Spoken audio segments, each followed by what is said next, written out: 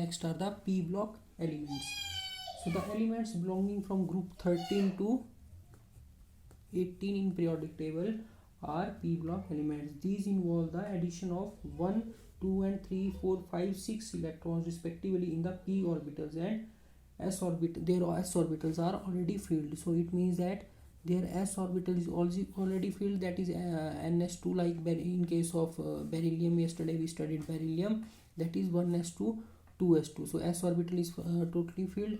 Now they involve the filling of p subshell, that is p1 electron, p2, p3, p4, p5 and p6. So 13, 14, 15, 16, 17 and 18th group.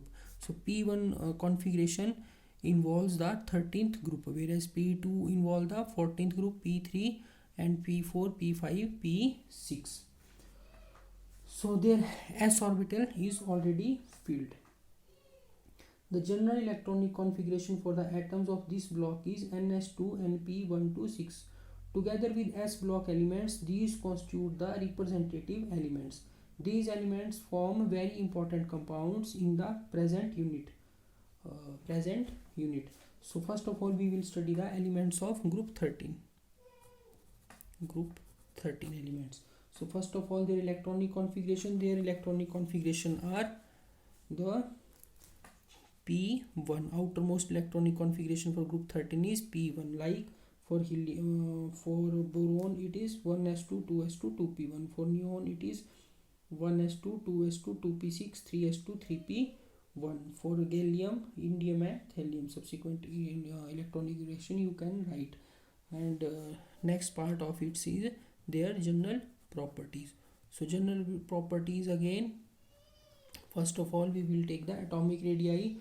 So downward the group, both atomic and ionic radii are expected to increase due to the addition of new shells. However, the observed atomic radius of aluminium is slightly more than that of gallium.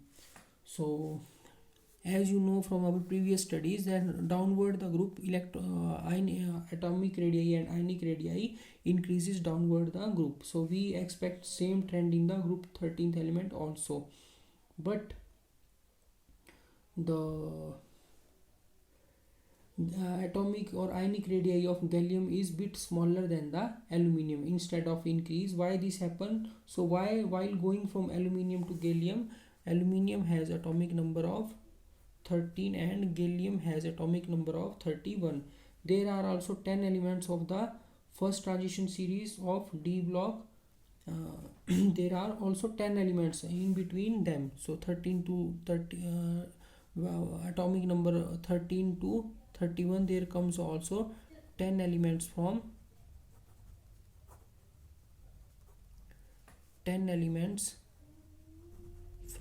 d block element, which have electrons in the inner d orbitals.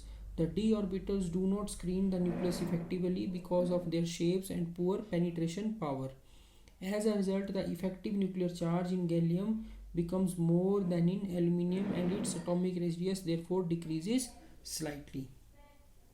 So this is the d orbitals causes there is the decrease in the atomic radii of gallium as compared to aluminium, whereas we have expected as a general increase in the atomic radius from aluminium to gallium, but there is slight but when we took practical readings values, there was a slight decrease from aluminium to gallium. So this is due to the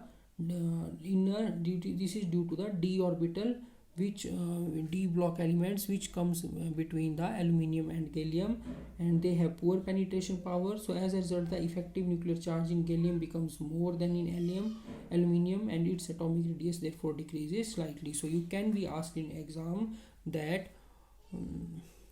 why atomic radius of gallium is smaller than aluminium, contrary to our or opposite to our expectation.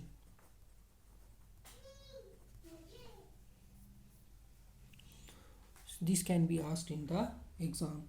Further, melting and boiling points. The melting point and boiling point decreases on moving down the group. However, the decrease in the melting point is not as regular as in the boiling point. Further ionization enthalpies, the first ionization enthalpy of group 13 elements are lesser than the corresponding number of the corresponding members of the alkaline group. So whenever you are comparing the properties of periodic properties in a group or period, you have to take the comparison among themselves and with their adjacent groups. So adjacent to group 13 is the second group, which is the which are the alkaline earth metals. So you have to compare their ionization enthalpies values also. So in case of these group 13 elements, outer electronic configuration is P1, whereas inner electronic configuration is NS2. So P1 and NS2. So the alkaline earth metals have fully filled s subshell, whereas the these group 13 elements have extra electron in the p orbital, which will be lost. So this is the ionization enthalpy values of there are the this kind of trend follows in the p block elements. Further, there are further successive ionization enthalpies, as I have told you earlier, that is IE1, IE2 and moreover.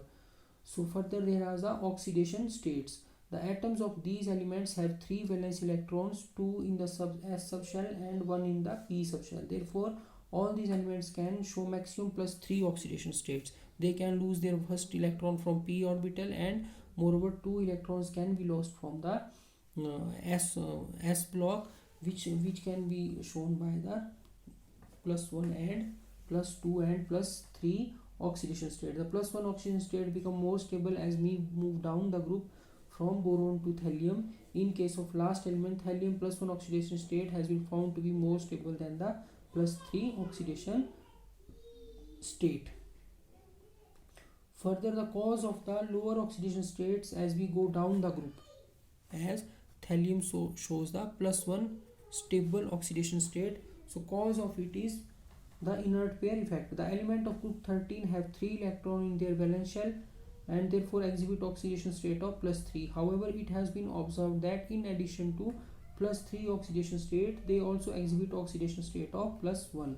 The +1 oxidation state becomes more and more stable as we go down the group from boron, aluminium, gallium, indium to thallium. So the +1 oxidation state of thallium is more stable than the +3 oxidation state. So this is attributed to the inert pair effect. So in the case of last element, after the removal of one electron from p orbital, the remaining ns2 electrons behave like stable noble gas and do not take part in the compound formation. So the reluctance of the s electron pair to take part in chemical combination is called inert pair effect. So inert pair, what is inert pair? Inert means which is unreactive. So inert pair effect is observed in the group 13 elements due to presence of this S2 subshell. So lower oxidation states are more stable in the heavier elements like thallium. Thallium is heavier because it is present in the group as boron, aluminium, gallium, indium and thallium. So in this case, in all these cases there are in this case there is only +3 oxidation state. In this case again there is +3 oxidation state, here +1 and +3, here +1 and +3, but here +1 oxidation state is more stable than the +3 oxidation. So you can be asked why thallium has more stable +1 oxidation state. Why? Due to inert pair effect. So due to inert pair effect, the state is more stable.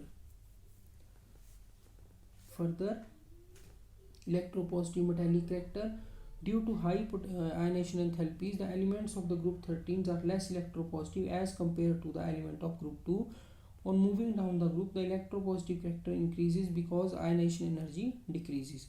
For example, boron is a known metal while the other elements are typical metals. So these 13th group elements are less electropositive as compared to elements of group 2.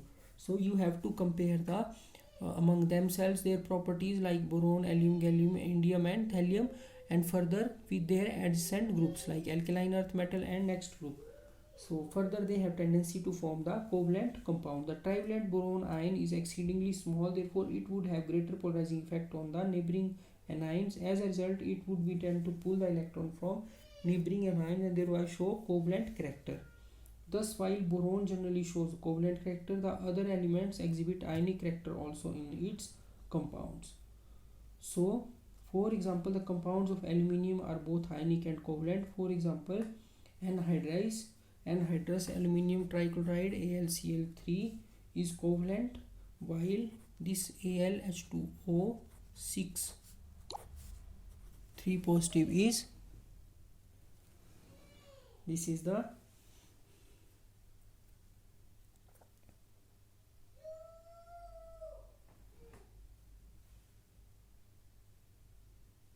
this is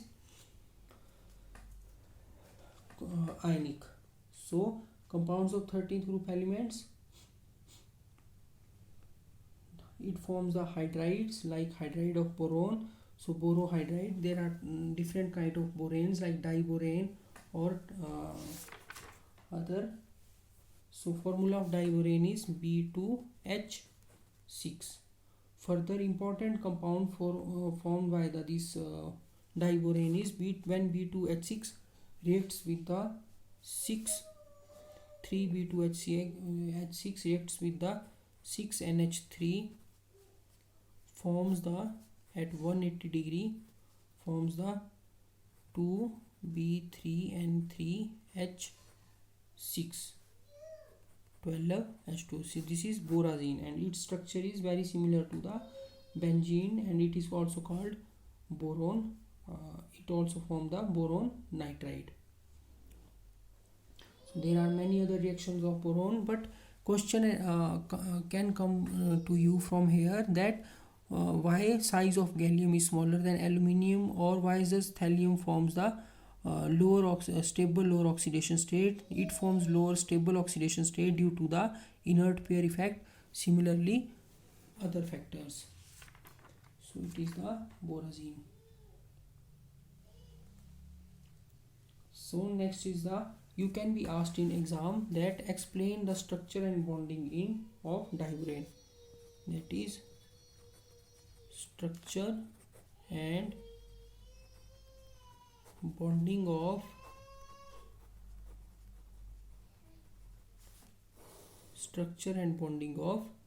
diborane. So structure of borane are quite interesting because unlike hydrides of carbon, they do not have enough valence electron to form the expected number of covalent bonds. They are regarded as electron deficient compounds. So in diborane, the central boron atom has a 3 electron in its valence shell for sharing. Each boron atom contributes 3 valence electron and each hydrogen atom contributes 1 each, so that there are 12 valence electron. So I will explain it.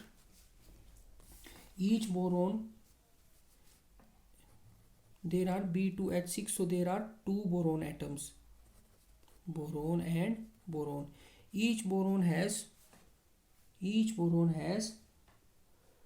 valence electrons. So from where, that is electronic configuration of boron is 1s2 2s2 2p1. So there are these 3 valence electrons. So total electrons contributed by 2 boron atoms are 6. It can contribute 6 electrons, plus there are 6 hydrogen atoms. So plus there are 6 hydrogen atom and each hydrogen atom contributes 1 electron. So there are total 6 electron from hydrogen and 6 from the boron. So there are total 12 electrons. So 12 electrons are involved in the bonding. So the molecule cannot have a simple ethane like structure because it would require minimum of 14 electron to form the 1 electron pair bond between each atom.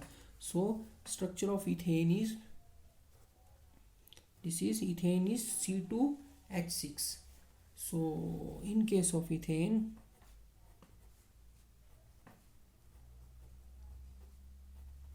it is two shared electrons.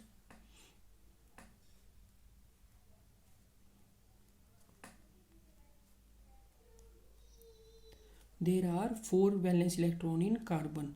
So one electron, you can take any of these 2 electron as carbon's electron. So I am highlighting these 4 electrons to be considered as carbon's electron. So these 4 electron belong to this carbon, and further one electron is contributed by these 3 hydrogen atoms. And in case of this second C2H6, these 4 electron, this electron in the form of dash I am writing here, these are the 4 electrons of the 1, 2, 3 and 4 electrons from the second carbon, and these 4 dots are 4 electrons of these 3 hydrogen electrons, and they represent 3 hydrogen. So this is C2H6. So there are total 14 electrons involved in this ethane. 2, 2, 2, total 6 plus 2 8 plus 2 10 plus 2 12 plus 2 14. There are total 14 electrons involved. But in case of diborane B2H6, there are only 12 electrons. So you have to explain its bonding, and you can't be asked in exam, explain the bonding in borane where only 12 electrons are present. So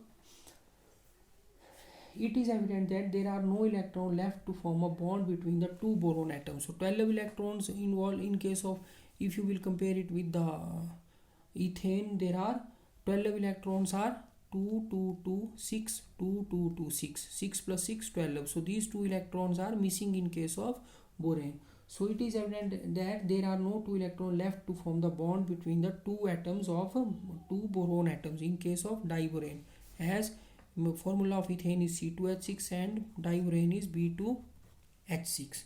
So you can see here that 14 electrons are required to bonding. So the bonding between the borane is electron deficient bonding, and these are called electron deficient compounds. So from electron diffraction studies,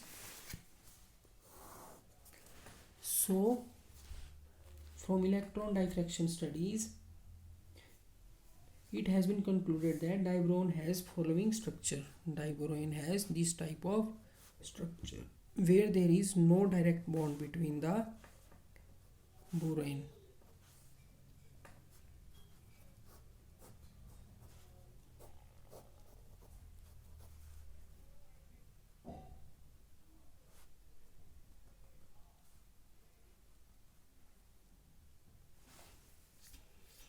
So this is the structure of diborane where there is no direct bond between the these boron atoms, as in case of ethane there are C2H6. So here you can see that there is direct bond between the carbon and carbon. So in this structure there are 2 types of hydrogen atoms. There are 2 types of hydrogen atom. One are the 4 hydrogen atoms. This 1, 2, 3, 4 hydrogen atom, 2 on the left and 2 on the right, known as terminal hydrogen, and are different than other 2 hydrogen atoms, which are known as bridging hydrogen atoms. These are the bridging hydrogen atoms. The 2 boron atoms and the 4 terminal hydrogen atoms lie in the same plane, while the 2 bridging atoms, one above the other, are in the plane at the right angle to the rest of the molecule. So they are saying that these 4 hydrogen atoms are on one plane, like on this way, as my hand is residing here. So here are 4 hydrogen atoms, 1, 2, 3 and 4, and these 2 bridging hydrogen atoms, these 2 hydrogen atoms are present in this manner. So there is the difference between the bond angle of the bridging and terminal hydrogen. These are the terminal hydrogens, the underlined one, and these are the bridging hydrogens. So the above structure is also known as a bridge structure, and this structure is supported by the following facts. First of all, specific heat measurement.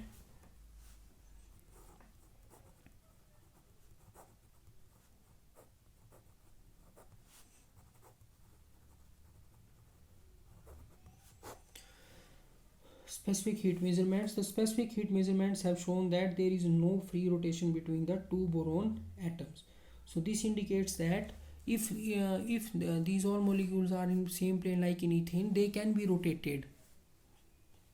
but around their axis, but there is not free rotation, which is proved by the specific heat measurement, because it requires higher specific heat. So this indicates that the bridging hydrogen atom lies in a plane at a right angle to a plane in which the rest of the molecule lies, and this prevents the rotation between two boron atoms. Further, the second is a nuclear magnetic resonance and Raman spectra, and third is a methylation of diborane. So when it is methylated, this diborane is methylated, that is B2H6. The product produced is this tetramethyl dibrotane, its derivative, and these two hydrogens are left from the methylation, and this proves that these two hydrogens are bridging hydrogens. Further, nature of the bonds in the diborane. So this is the we will explain the nature of bonds in the diborane, what kind of bonding exists in the diborane. So the nature of the bond in the hydrogen bridges have been proposed by Longet and Higgins. So first of all, we must know the hybridization of borane, that is 1s2, 2s2 and 2p1. So there are total 3 electrons, valence electrons.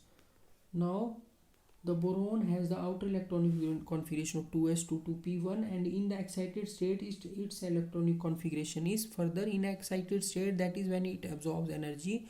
This one electron from this 2s orbital is get transferred to the 2p y orbital. So there are no 3 unpaired electrons, and this boron atom undergoes sp3 hybridization involving one 2s and all the 3 p orbitals, including one empty orbital. The 4 sp3 hybrid orbitals adopt tetrahedral arrangement, and the vacant hybrid orbital is shown by dotted lines. 2 hybrid orbitals of each boron atom overlap with 1s orbital of 2 hydrogen atoms to form 2 terminal boron hydrogen bonds with each boron atom. So of the 2 hybrid orbitals left on each boron atom, one contains an unpaired electron while the other is vacant. So the hybrid orbital containing an unpaired electron of one boron atom and the vacant orbital of the second boron atom overlap simultaneously with the 1s orbital of the hydrogen. So what happens there? It is boron, and it has now boron undergoes sp3 hybridization. So what does sp3 hybridization mean? sp3, so it means s orbital plus 3 p orbitals, p plus p plus p. Now total there are 4 orbitals, 4 hybrid orbitals. So 4 hybrid orbitals of boron are represented as in this manner. These are the 4 hybrid orbitals of boron. It should be clear to you. Further, now it's B2H6. So now there are 3 hydrogen atoms, one hydrogen atom, second hydrogen atom, and third hydrogen atom will come here. Similarly, one hydrogen atom, second and third hydrogen atom will come here. So what I said that 3 orbitals will contain these 3 electrons, that is 1 electron from hydrogen, and other electron from boron, 1 electron from hydrogen, other from the hybrid orbital of boron, sp3 hybrid orbital of boron. Similarly here. Now what happens here? This third hydrogen atom is B2H6 as BH3, 1 electron from boron and other from the hydrogen, and similarly here from one from the boron and other from the hydrogen.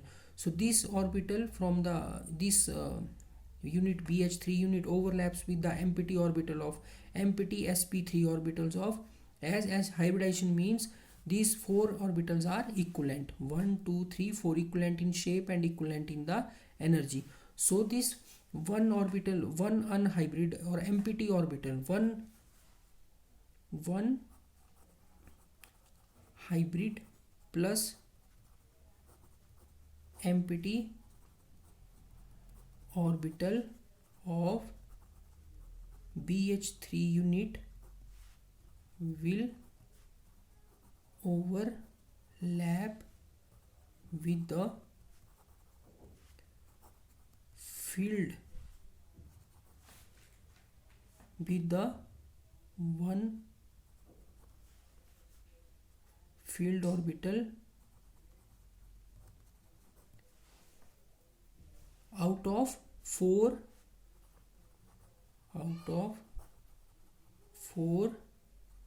sp3. These 4, 1 2 3 and 4 sp3 hybrid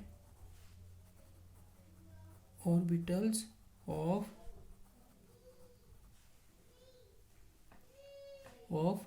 other or second BH3 unit as hydrogen the BH3 unit. So these are the hybrid plus empty orbitals. So this is the B2H6. This can explain the B2H6 bonding. Let me explain again. First of all, electronic configuration of boron is 1s2 2s2 2p1 in the ground state that I wrote in the last page. In excited state, that electronic configuration becomes 1s2 2s1 and 2p2. 2p2 means in one electron in px and other in the py and one in the s orbital. So there are 3 unpaired electrons. So these 3 unpaired electrons and one empty orbital hybridize to give the sp3 orbitals. Now from the definition of hybridization, you know that there are now this combination of to give the hybridization will result in the formation of 4 equivalent orbitals in shape and energy. So shape of these 4 orbitals is 1 2 3 and 4. So there are now each boron in the B2H6 unit, there are 2 borons plus 6 hydrogen. So each boron units contain 4 hybrid sp3 orbitals 1 2 3 4, and these sp3 hybrid boron orbitals contains 3 electrons only. One orbital is remain vacant. So one electron here, one here, one here, here, and this orbital is the empty orbital. Similarly in other BH3 unit, similarly there are this kind of hybridization is present. Now it shares the electrons with the B2H6 unit, so which result in the formation of B2H6. So this is the so BH3 one BH3 unit overlaps with the other BH3 units with the help of this kind of overlapping with the filled orbital of one BH3 unit with the vacant hybridized sp3 orbital of other BH3 unit as I wrote here. So this is the bonding. Now this bonding is contained, so it is called 3 center electron pair bond because there are 3 centers 1 2 and 3 and electrons are only 2 electrons are involved in the bonding. So this is called 3 center 2 electron bonding.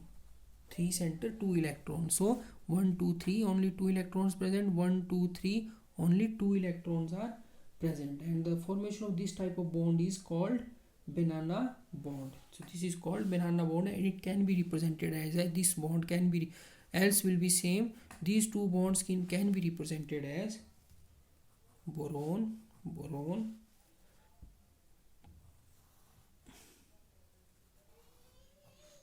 So this is banana shape bond, and there is only one hydrogen here. So this is the 1 2 3 center and 2 electron bond. Only 2 electrons are present in this bond. So diborane is formed by the 3 center 2 electron bonds.